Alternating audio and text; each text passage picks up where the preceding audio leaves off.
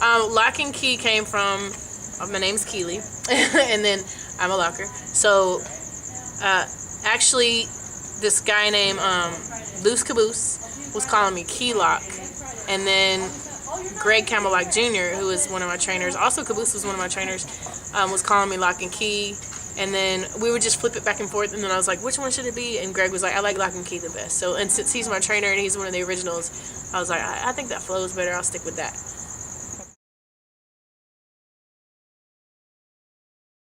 Yeah, well, the old school lockers used to wear Apple Jacks.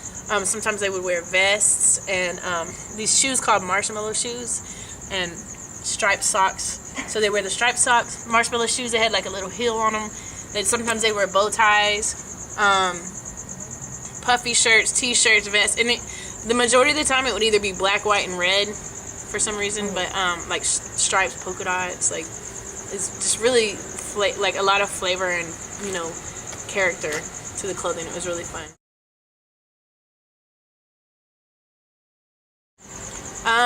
Right now I listen to a lot of Michael Jackson. I mean, I've always listened to Michael, but with his recent passing, like, you know, I've gotten very nostalgic and remembering and, you know, listening.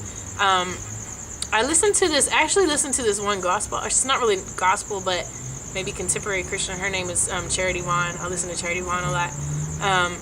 I listen to tons of old school funk. So, you name it, from James Brown to Zapp to Parliament, you know, like I listen to a lot of funk, especially. Electric Boogaloos, the Campbell Lockers, the Groovaloos, the Beat Freaks. Honestly, and Janet was a big inspiration as well. Anthony Thomas, Terry Bixler, those were choreographers behind those people. But honestly, I'm really more inspired by, like, I actually don't really like to go to clubs. I don't like to go to the bougie Hollywood clubs very much. They're sort of like the clubs that have the industry dancers, which is great. I'm as well an industry dancer, but I came more from the underground scene. So I like to try to find places like that, and it's very hard right now in LA to find a place like that.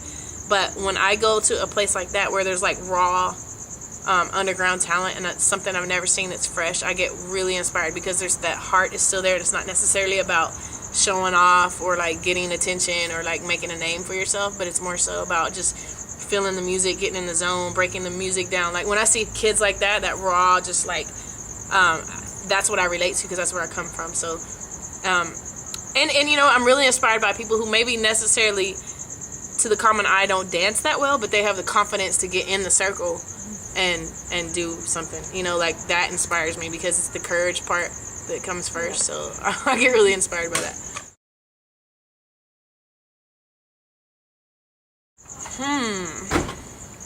That's interesting. Well, there's my homie's Footwork Fanatics. Jules is in that. I wonder if she could try out again.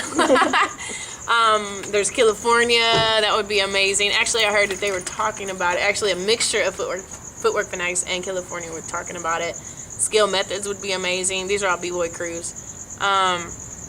Those are the only crews that I'm actually aware of, like that I can name off the top right now. But I would love to see them because the heart is there, and I would just they would just kill it.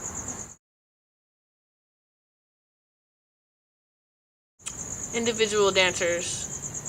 Well, you know, there's an amazing girl named Lockadelic. She's amazing locker and popper too as well. She's amazing. Let's see. She's very integritous. Like she I don't know how much you'll see her in the scene or not because if it doesn't stand for something, she's not really out there and she doesn't put her face on it. But she's really amazing. J-Rock. I don't know if y'all know who J-Rock is. He's a Groovaloo as well. J-Rock is amazing.